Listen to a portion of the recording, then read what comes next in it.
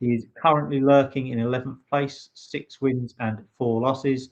He is going first and he is drawing tiles now. His opponent is Harshan Lamabadusuriya. He is the reigning champion of this event. He's the reigning UK national champion. He has been in 2 World Championship finals. He is a player.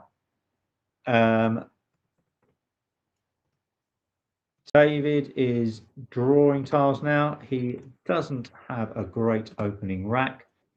A change might be a possibility here. My feeling with this rack is I would change 2 O's and 2 E's.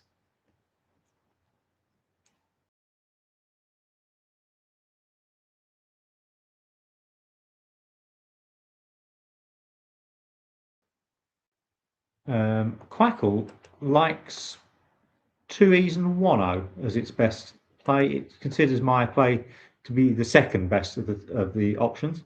I don't like keeping an O. I'm going with my wisdom over Quackle on this occasion, and David is doing the same. He is changing 2 E's and 2 O's. Harsha has some nice scoring tiles. They're a little bit clunky. He has a 26 point play of Wax, which I don't think will take too long to go down. He is playing that pretty quickly. We're off to a quick start. Once again, playing down the board. And once again, we are seeing an early appearance for the Q. David Webb has the Q on his rack. He could play Renin for 25 downside of Wax. That is his best play. Other options, the next 4 options, according to Quackle, involve a change, involve getting rid of that Q, and maybe getting rid of 1 or 2 other tiles, getting rid of a duplicate N, possibly changing QN, possibly changing QLN. David takes some time to think of this. I'm going to make an outlandish prediction right at the start of this game. I am going to say that David Webb will play a 9-letter word in this game. He has a vast knowledge of 9-letter words. I think if the opportunity arises for him to do that, he will do that. He has played Renin, which Quackle believes is his best move.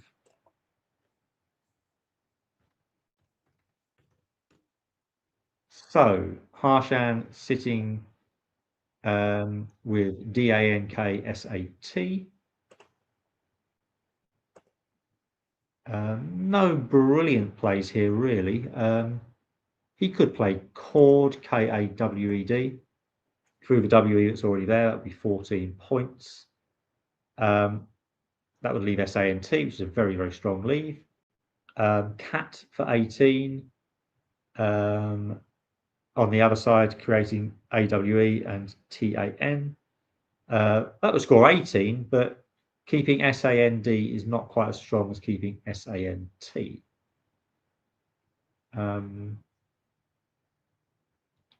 So I'll try to take a little while to think about this.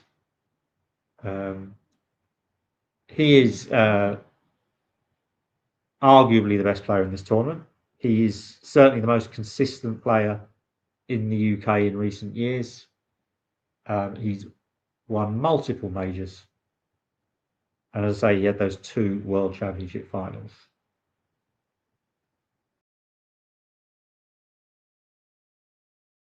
David Webb, a very, very strong opponent. David Webb dominated my local tournament, the Ilford tournament, which sadly no longer takes place. He dominated the Ilford tournament for a number of years. I think he must have won that tournament at least 14 or 15 times. That was a monthly tournament. Harshan plays Chord for 14. And David is still sitting there with the Q. Uh, he could get rid of that by playing QUA, or he could play Quag. Qua scores more points, but it does keep that tricky G. We seem to be getting quite a few repeat situations in games today, and I keep talking about Gs not being very good tiles. And on this occasion, Quackle thinks it is worth sacrificing 10 points to get rid of that G. Many casual Scrabble players like the G. They like the G because it gives them the potential of an ing ending. But ing words are very often very difficult to fit on the board. Having a G is not considered to be a big advantage.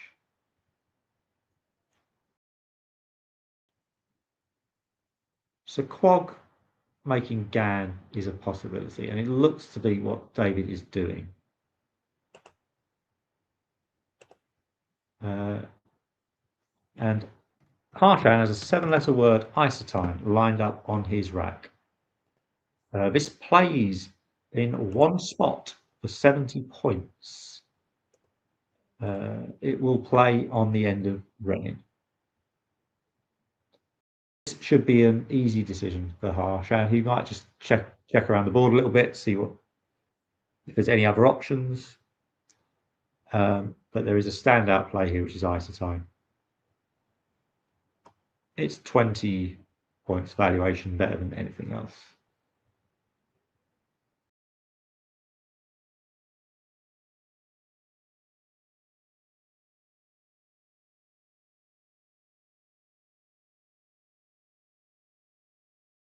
Isotime goes down reasonably quickly, a little bit of thought there. And Harshan goes into quite a nice little lead early in this game.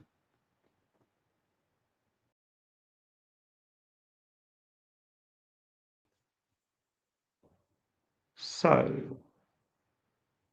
David has a not particularly nice rack, but he has some scoring opportunities. Herald would score 36. Quackle likes that as the best play. Herd scores 34. Now I know that, like a lot of top players, David analyzes his games. He's very familiar with how Quackle operates. He's played Quackle's best option on his last couple of moves. I would not be surprised to see him play Herald, break the board wide open. A lot of players would back out Herald because of the possibility of a 9-timer through the D. I'm expecting David to probably play Herald here.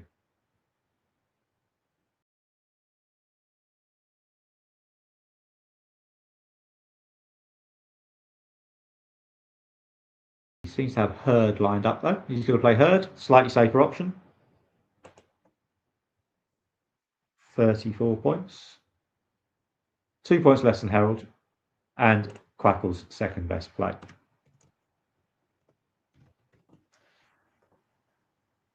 So when you play a bonus, you are given 50 bonus points for it, but the consequence of playing a bonus is you never know what the next 7 tiles are going to be.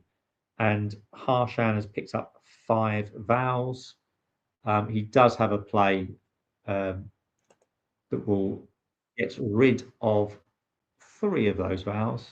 If he plays Mooley, making QI, that will score him 35 points. It looks to be what he's done, and that is the best play.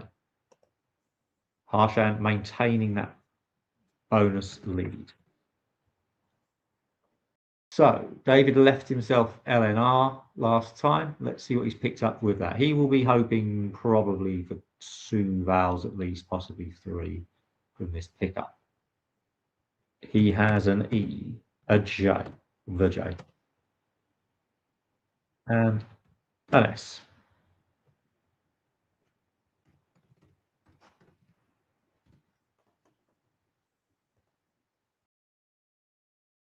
So I can see words like Geel or Jeer on that rack. he has that S that he can use. He could use the S. He could make G's onto that triple word score, making isotynes and he.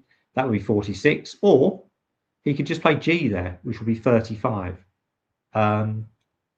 So generally speaking, keeping an S is probably worth 8 to 10 points. It's worth sacrificing 8 to 10 points to keep the S. On this occasion, he'd be sacrificing 11 if he would play G rather than G's. But he would also leave himself very consonant heavy. He would leave himself with 4 consonants, which is an additional factor. So I think G's is the stronger play here. Quackle, however, is not liking it quite so much. It likes Gion, but no, G's is the stronger play. Under simulation, G's is coming out as being strongest.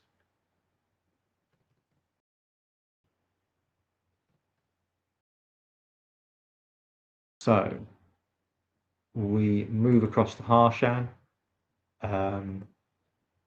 No bonus for him here. Tricky tiles, couple of duplicates there, duplicate T's, duplicate E's. He has a U, which is not considered to be a good tile. Outage for 16 is an option just to get rid of some rubbish. Outgate appears to be lined up on the rack. That scores 18. Yeah,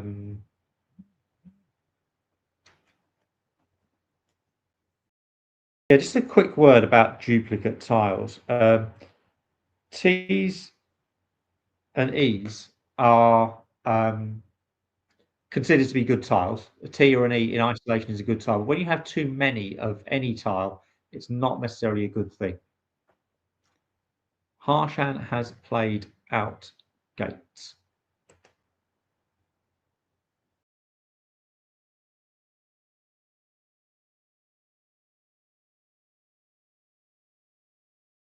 An interesting fact that I've just been alerted to that I would not have been entirely sure of is that Herd takes an S.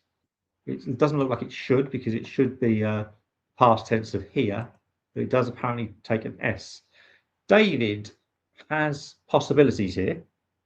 We'll come back to that Herd in a minute and the danger of that taking an S. But David has possibilities. He has 2 playable bonuses here. They are both 8s. He does not have a 7-letter word on his rack, but he has the possibility of 2 8s.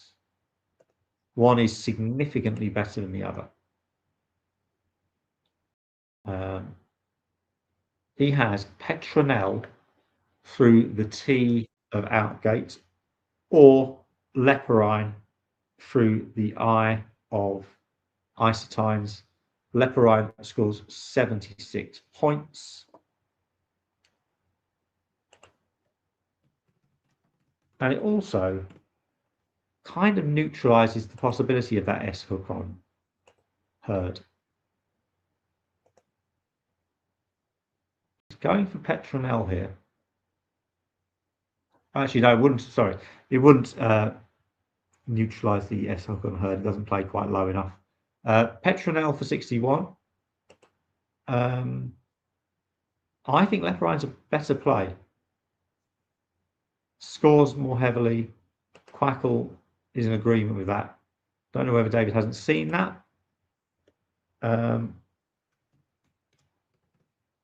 Harshan has a 7-letter word on his rack. In fact, has 2 7-letter words on his rack. Neither of them play as a 7, though, and there are no 8s available to him.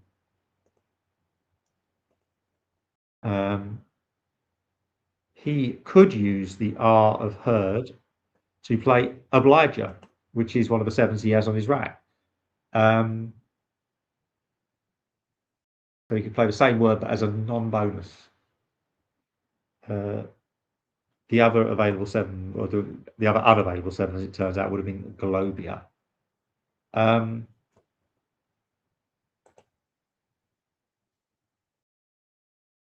Just looking at what Quackle likes here. It likes Obliger for 26. Gripple for 30 would be the highest scoring play, using the P of Petronel. But oblige just needs to be the best play, just leaving that single R on the rack. BO would be the leave from Greipel, and that's not a good leave. One might almost call that a smelly leave, I think, BO. I think Obliger is the play here. Robing for 20 through unconnected tiles, leaving LER.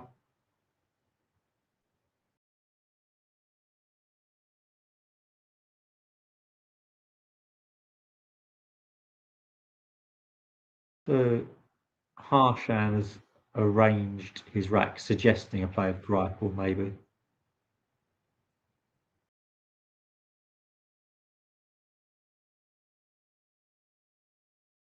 And he's played Greipel for 30, which is the highest scoring play, and it's also Quackle's third choice. So we move to David. So the first thing you do with every rack as a Scrabble player, can I bonus out of this? The answer in this case is no, I cannot. No very heavy scoring plays here for David. He's currently 9 behind. He's got some plays in the 20s. He has in cut playing down from the eye of Isotines, the first eye of Isotines onto the triple. He has Mute Crow for 23 playing under that eye across to the double letter score, creating IO. Cornuto plays at the top of the O of Mooley, the top O of Mooley. Lots of different options. I'd be thinking about Rackley. Mute Crow is the best Rackley, and that seems to be what David is doing. Mute Crow is simming second. It's a point lessening in cut, but I like the lead of that. The NT lead is pretty strong. It's not as strong as RT, but it's strong NT. So looking at what Harshan has now, he's got that duplicate O, which is not conducive to a good rack, really, especially not in combination with that I. And he has nothing that scores more than 29 here. He's got Owry for 29. Or Owray, sorry, Owray, O-W-R-E. Don't really know how you pronounce that. Playing under out gates, creating Go, A-W, and E-E. Bowler for 28 onto the R of Herd is another possibility. Tantalising that S hook is still sitting there at the bottom of the board. And I wonder, I mean, so, it's going to be Blower over Bowler. For some reason, Quackle likes Bowler better, but Bowler is a much more volatile move. One of the things I would say about Quackle is, Quackle, for anyone who doesn't know, is a computer program. And as a computer program, it doesn't think emotionally. If it thinks Bowler is a better play than Blower, it will say Bowler is a better play. I think most human players would be sitting there thinking, I am fearful of leaving an O next to a triple letter tile because it might give away a lot of points. Because Quackle is not a human, it doesn't think in those terms and is not fearful of doing anything. Again, David has 20-ish point plays. TODY is Quackle's favoured move for 23 under Mute Crow, opening up a 9 timer, but David has instead played Toddy for 19. I feel like this is another example of Quackle not showing any fear. Its preferred play was to open up that 9 timer David has chosen not to do that. He's played a more defensive toddy. He'd have been pretty safe opening that 9-timer because Harshan's rack has now deteriorated. He now has 6 vowels. He can play Yoi for 28, and it looks like he is going to play Yoi for 28. This is Quackle's best play. It gets rid of 4 vowels, is what it does. So it's quite an unusual word, Yoi, but a very, very commonly played Scrabble word. It's apparently I'm doing this from memory. It's a cry of Bacchic frenzy, whatever a cry of Bacchic frenzy may be.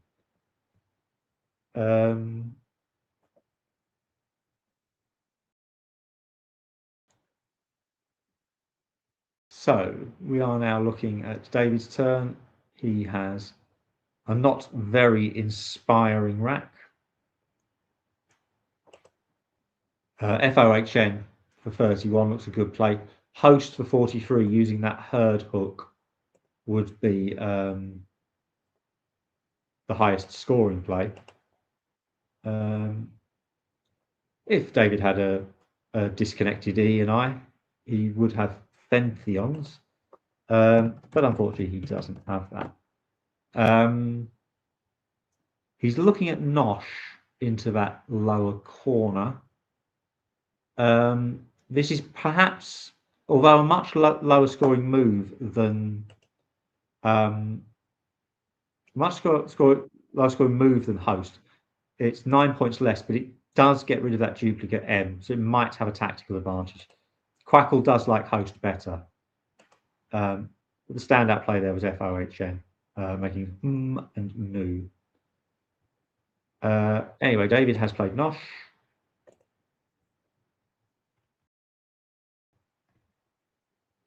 And Harshan has gone from one extreme to the other. He now only has he has 2 vowels, sorry. He went from having lots and lots of vowels to having some quite clunky consonants on his rack, but he does have a blank on his rack, which is a good thing to have. The blanks are massively advantageous. The duplicate V is a problem. 1 V is a problem. 2 of them is double trouble. He would be looking to get rid of those pretty quickly, and it's no surprise that Quackle's top 4 plays all involve using the 2 Vs, Viva or Vivo. Vivo is the play. It's 20 points for that. Just solves the problem, gets rid of those 2 Vs.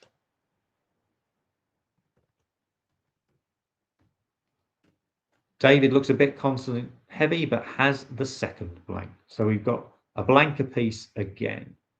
And David has 1 playable bonus on this board. There's a nice 7 on his rack. He has Cantref on his rack, but that won't play anywhere. But there is a fairly common everyday word that plays as a bonus. David's taking some time over this. I would have thought he would have spotted this in a fraction of the time it's taking him.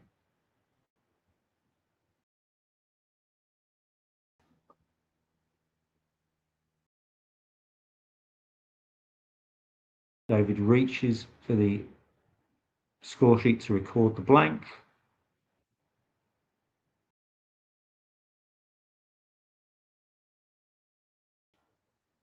He is coming down with fraction.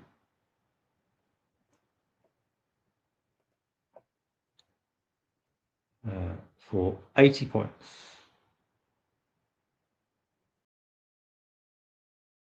Meanwhile, Harshan's tiles look very interesting.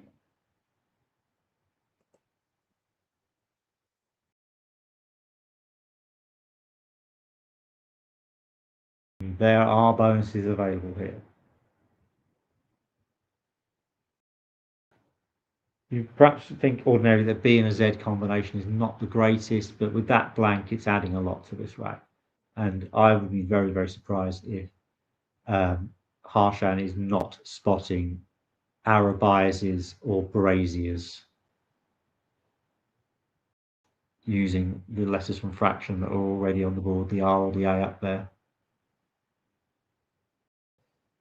Arabises can cause some confusion. I think I'd be sitting there going, is that just with an S? You can have Arabises with two S's. That would also be air bases.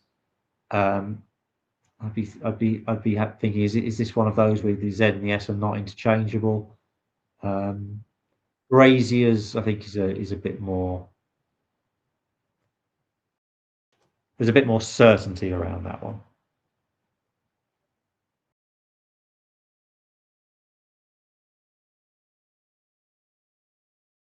Just to confirm that the blank on the last move is an I for fraction.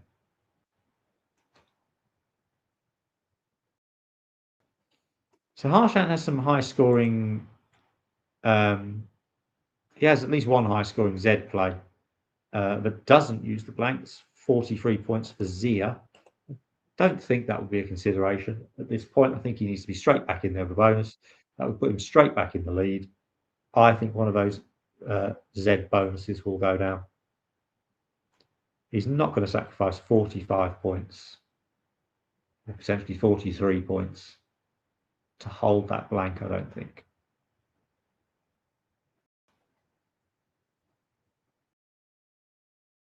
As I mentioned earlier, the suggested lead value of a blank is generally thought to be around 25. It might be worth sacrificing 25 points not to play the blank. It's not worth sacrificing 45. And there might also be the consideration that, as well as if he plays Zia, he doesn't just hold the blank, he holds the S as well, making that an even stronger lead. But holding the B isn't a plus. You won't want to be holding onto the B. I think one of these bonuses is bound to come down. Harshan's taking a bit of time here. I mean, I've played Harshan a few times in recent years, and one thing I have noticed when I play him is that he takes a long time over bonus plays. He wants to make sure that he gets the right bonus. He really, a lot of players when they play, if they see a bonus, they sling it down straight away, and that's that. A lot of top players take a lot of time to work out their options and work out just what is the best bonus play here.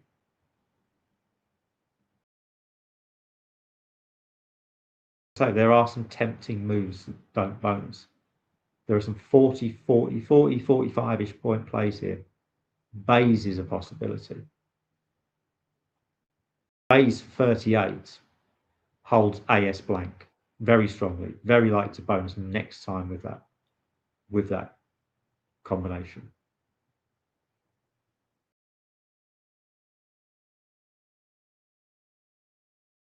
Harshan now has Arabises lined up on the rack.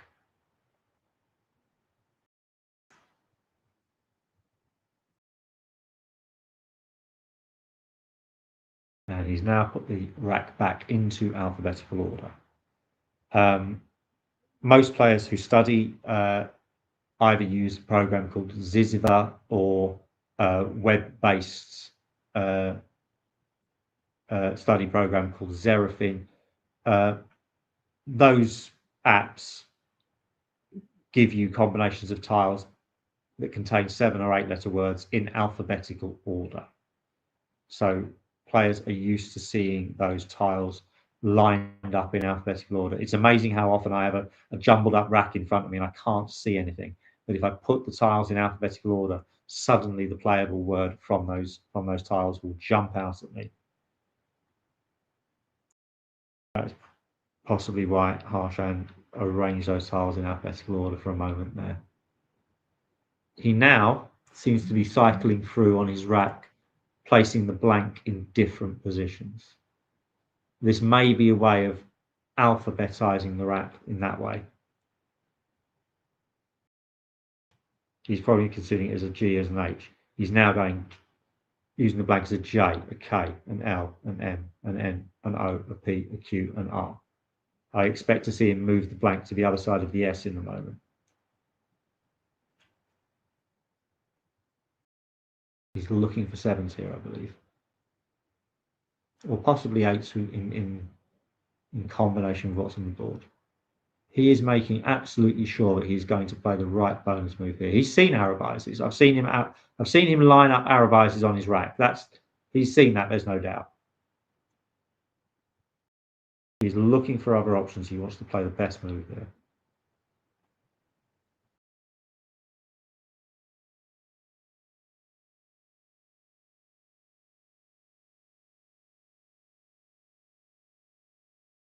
And the blank returns to the front.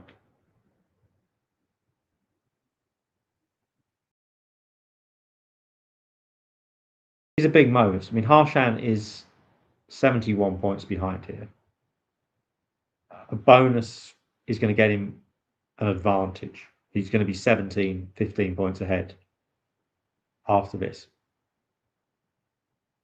He wants to make the right play.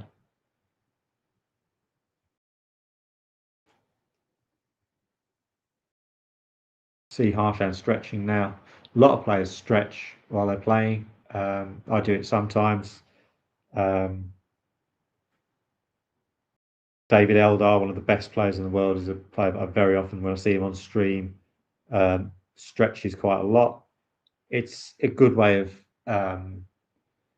getting the blood flowing around your body, getting oxygen into your blood. Sitting still for a long time playing a game of Scrabble. And again, we're seeing that blank being cycled through there. It's not something I've seen before, switching the position of the blank.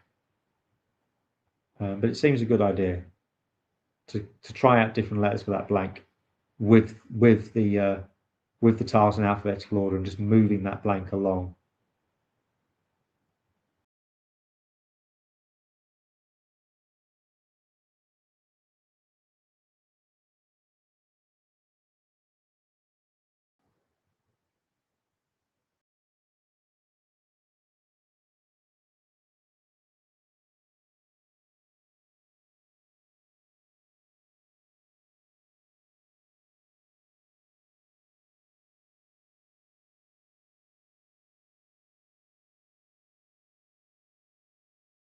Plenty of time being taken here by Harshan.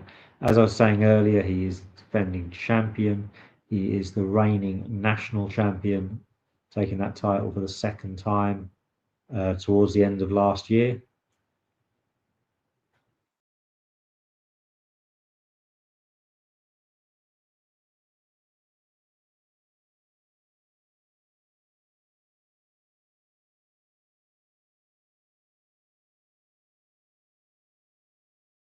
You're having a sip of water again. Mentioned in the last game the importance of hydration.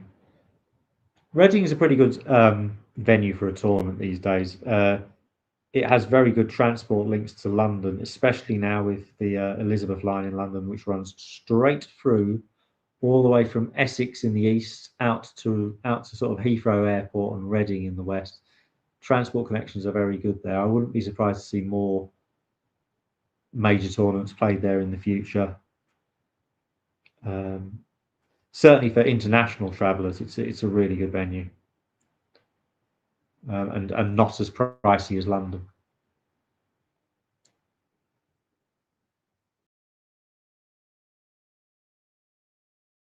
And the player turnout for this event says it all, really.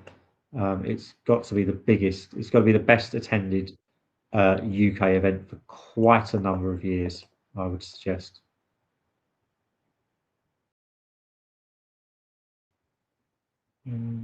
Whilst Harshan's taking some time on this, I'm going to mention the fact that we have had a dropout in A, so we do now have a bye in A.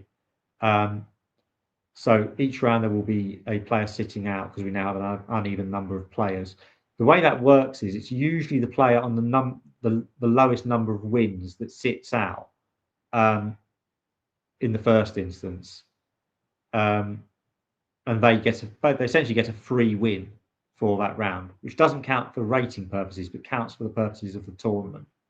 They get a free win in the tournament, and so each person would only have to sit out once. So essentially, the bye always goes to the lowest ranked player who has not already had the bye. So it's not going to affect players at the top of the field, but will affect players lower down.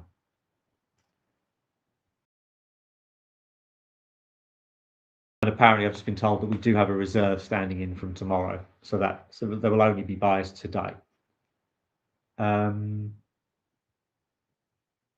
Yeah, so in my head, if I was down the bottom of that table, I'd be wanting to win each game to avoid that bye. I'd rather have a win that I've played for than a free win.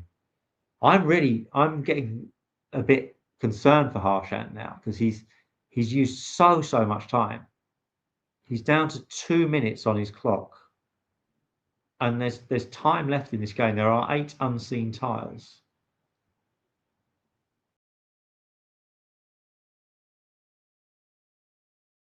It seems a long time. Arabises from D2 is the play here. That is what Quackle deems to be the most likely winning play, and that is what Harshan is doing. After a long time thinking this one out, Harshan is playing the move that Quackle says has a 7 in 8 chance of winning.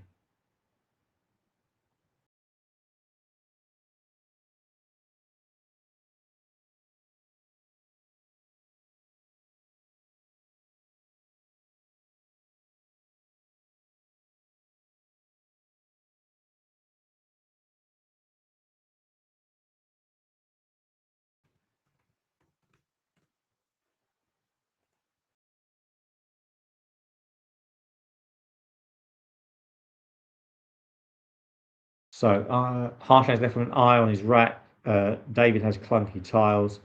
There doesn't appear to be a winning play here for David. Best he can do is play FEY or FAY across the top of Mu Pro for 32 points.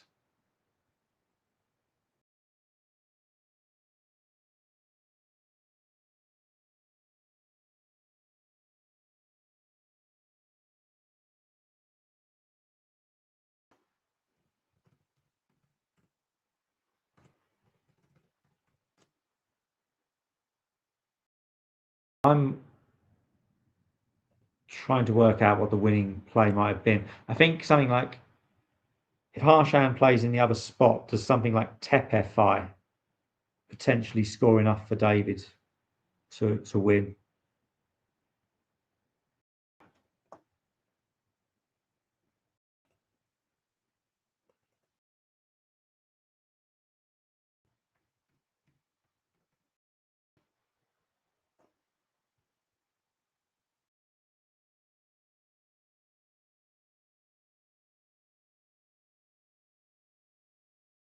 I would have to put that through simulation to find it out.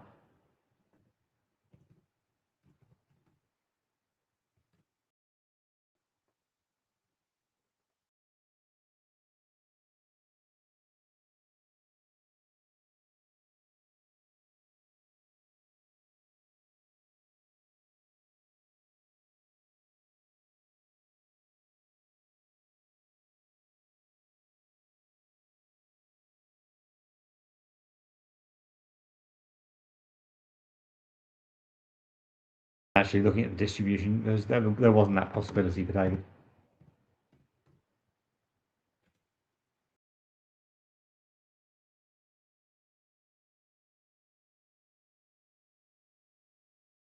Yeah, Arabises played in that spot is a significantly better move. It seems to have a 7 in 8, whereas Arabises played through the R of fraction had a 5 in 8.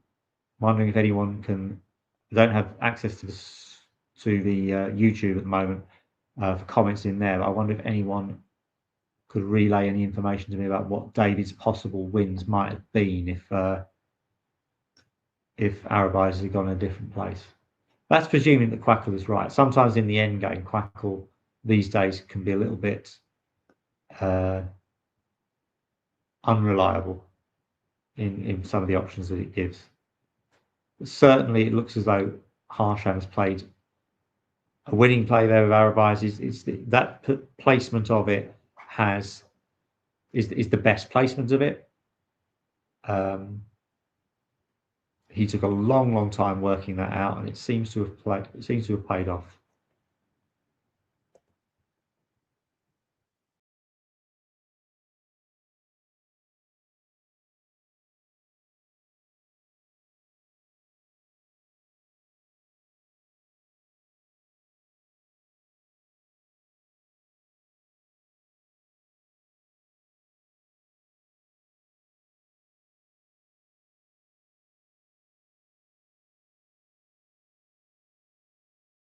The frustration for David here is he cannot use enough tiles.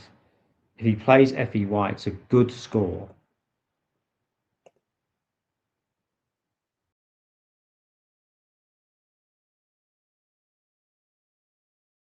FEY is a good score. It puts him 15 ahead, but he's leaving 6 points on his rack. Harshan would only have to score 4 with his eye to win the game, which he can do easily. He can get 8 with BI. The issue for David here is not so much scoring. It's he can't get rid of the tiles he needs to get rid of. I just feel the other placement of Arabises would have given things like PT, would have given things that he could potentially score with um, and win the game.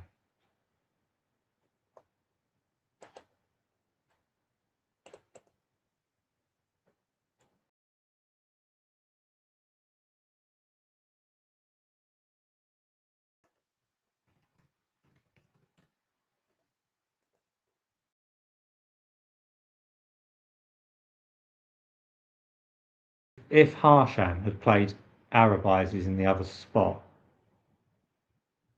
David would now be looking at Festi for 36, which is a 100% winning play.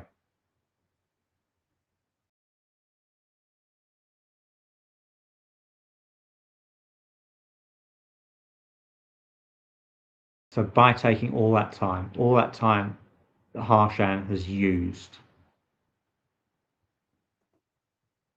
to find that Arabises play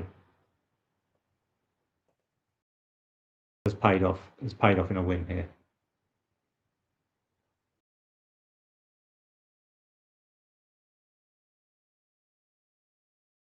There's a difference between a 7 in 8 chance and a 5 in 8 chance of winning. If we reverse that, it's the difference between David having a 1 in 8 or a 3 in 8 chance of winning, dependent on that tile in the bag. Harshan has played a move that only gives David a 1 in 8. If he played the move that gave David a 3 in 8, with the tiles that David had, David would win this game.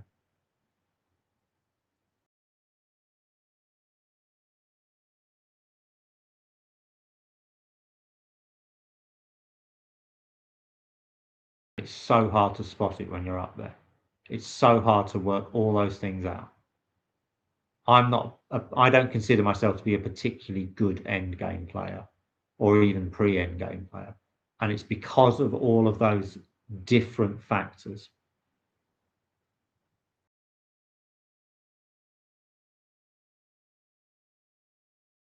Multiple plays that an opponent could have and trying to work out all of them. And the amount of maths involved in that. And the clock ticking all the time. These players are playing at a phenomenally high level.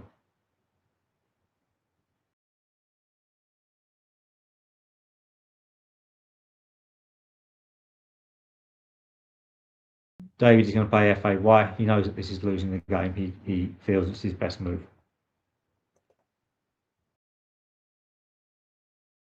And Quackle would agree with him.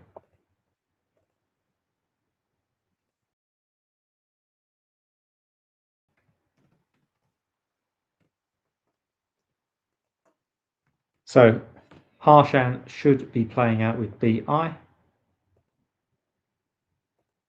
He's got 40 seconds to have a little look around the board, see if there's anything better than that. If he plays at BI, he wins the game. He's going to play that. He'll have had a good look around while David was thinking. So Harshan wins by 5 points, 371 to 366.